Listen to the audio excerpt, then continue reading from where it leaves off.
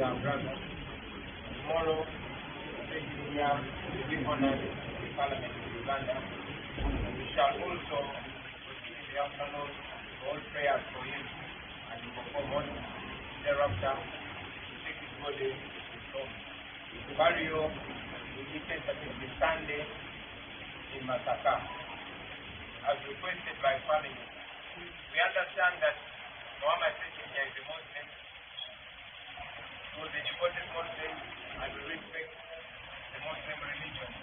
However, his family has requested the leaders of this religion to allow his relatives, brothers and sisters, to fly into the country, and many of them are flying in on Saturday. That is why they requested that the parish should be Sunday. Basebole banyabo, kitalo nnyo kitalo ddala. Bangi kumwe mwawulidde amawulire naye ndi wano kakasa amawulire ag'okufa kwa muganda waffe Honorable Muhammad Sekenya MC wa Kawempe North Kinyagigayi Kinyagigayi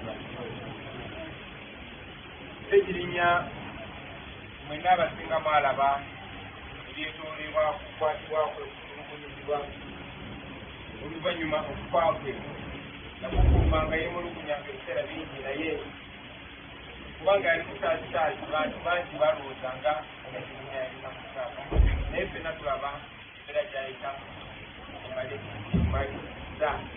Yes, omukulembeze wa National Unity Platform Robert Kyagulanyi Ssentamu amanyikiddwa nga Bobi Wine amaze okukonfaminga okufa kwa Muhammad Sekirinya era avuddeyo n'alangirira amaziika ge nga bwe gagenda okuba ku lunaku olw'Essande ate ng'agenda kuziikibwa eri e Masaka gw'omukwano gwange aleeyo wampuliriza. Sekirinya Muhammad yaleka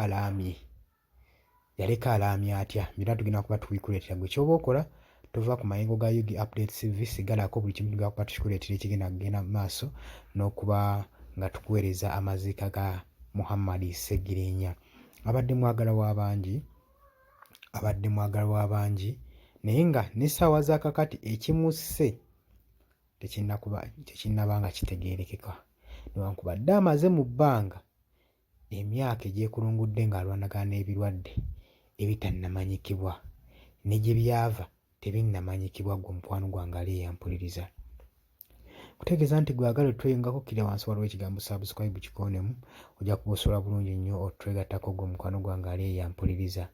Abali emitala w'amayanja mbanirizaako nnyo mubale kwekuumira ku mayengo gano aga Yugi Updates TV.